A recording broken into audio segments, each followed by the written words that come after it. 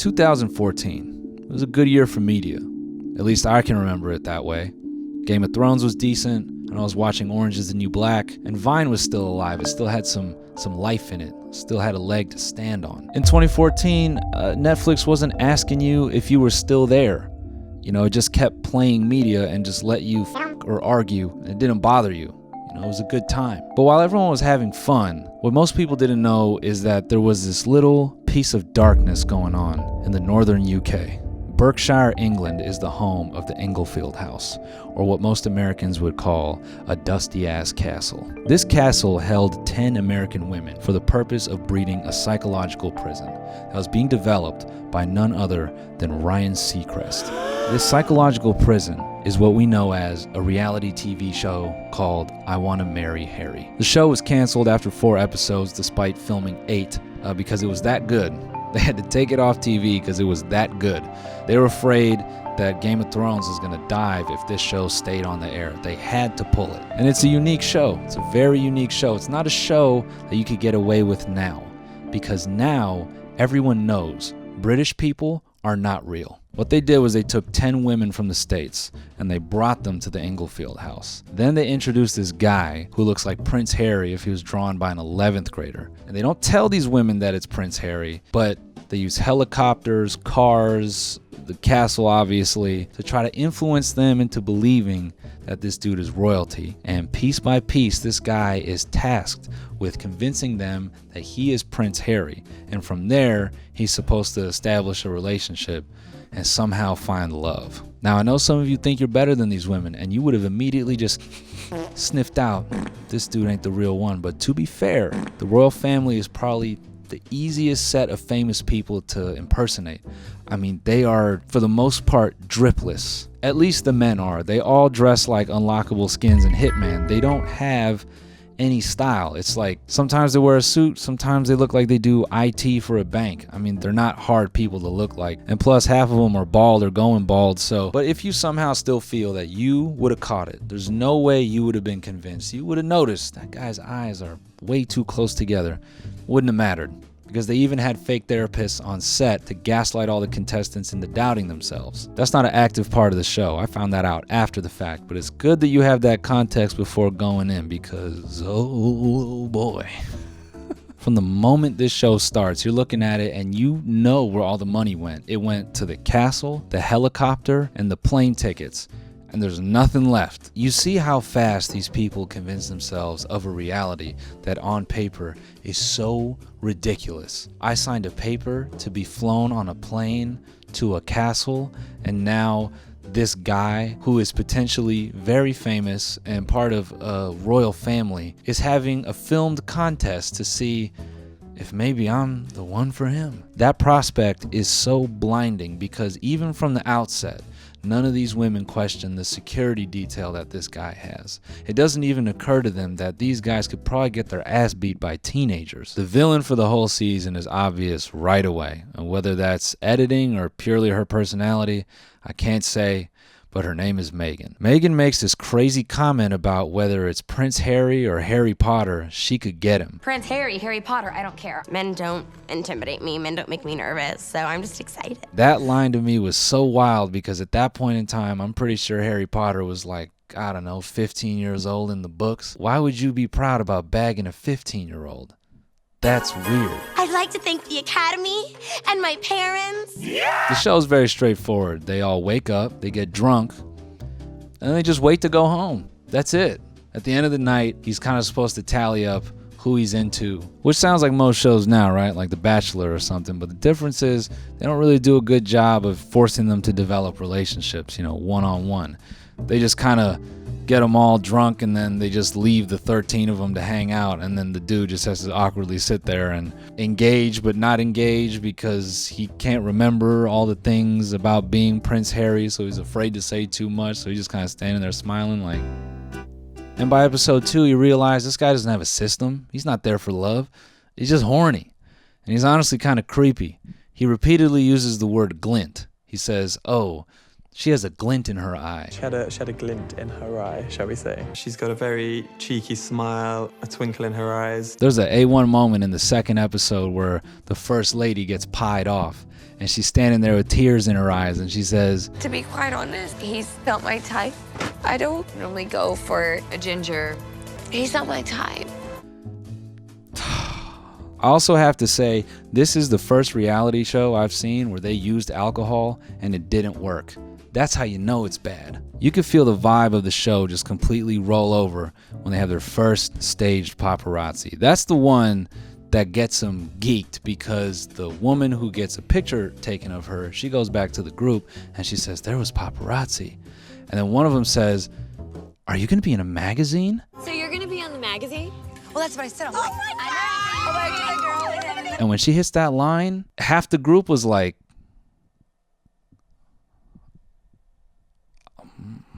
I have got to fuck this guy.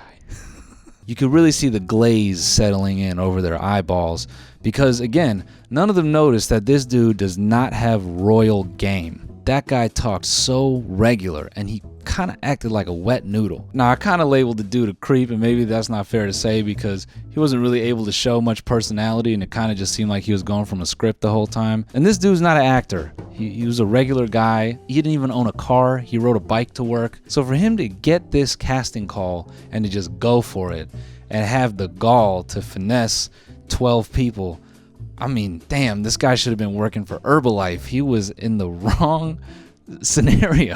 He could have had all 12 of them women chanting, I am a chairman. He would have got them. Now, at this point, the women are pretty convinced that this is the dude, and the lengths they go to secure this relationship are hysterical. Megan at this point is turned into Gollum. I mean, she has two personalities. She talks in a higher voice and a lower voice, and she kind of functions like a ventriloquist. Her eyeballs always seem like they're hanging out of her face. I cannot stop staring at Kelly.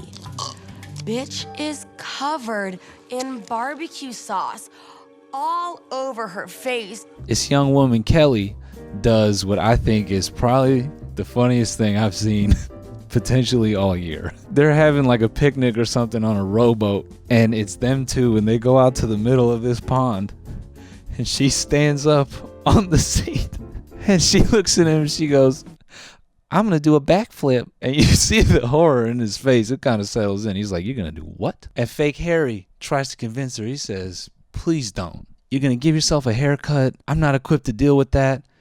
And she says, I'm gonna do it. She says, I did it earlier. He reaches to stop her, and she goes like this. She puts her finger over her lips to be like, shh. And then she just boom!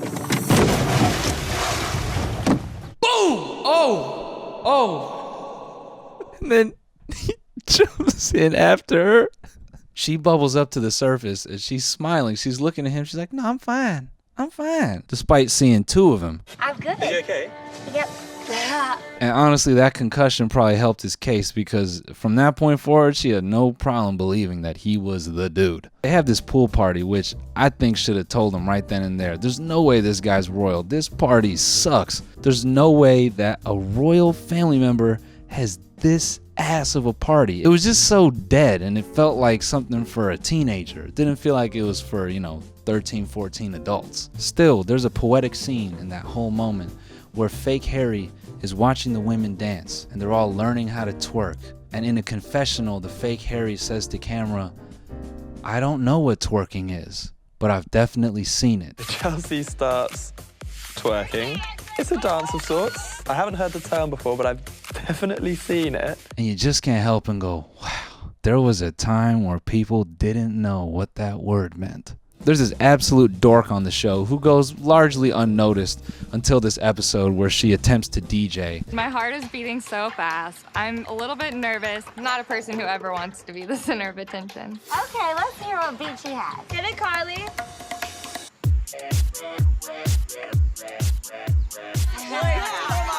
And apparently she's DJing the party. You can't really tell by the edit. It doesn't matter because she gets canned later that night. And she killed me because as she is leaving the house, she's not shaken by it at all. She waves off the whole concept of royalty as materialistic. She gestures to that castle and goes, "This doesn't impress me." I'm not materialistic, so stuff like this just doesn't really impress me. Taste that, guys? Tastes like salt to me. This is when the show really spirals. There's a moment where they're all at the table, they're just talking about his dick, and all they're saying is, "Man, if it's little, I'm out. I just want to know how big it is." Just tell us how big it is. That's all we want to know. 6 feet, I 6 highly figures, doubt it. 6. Yeah, because if it's little, I'm out. Which told me that for some women, a helicopter or a castle isn't enough to hide a little dick. So fellas, if you're thinking about buying that castle, maybe you want to reconsider. Megan turns into an absolute psycho. She got the crazy girlfriend voice that's like in the top of your head. She refers to this dude as Babe, like it's his name, as if he's some kind of animal. Anytime I can, cop a little feel of Babe's booty, I will. It's a good one. Babe left the house. Babe was looking at me. Me and Babe have eye sex. He has eye sex with me. He looks at you.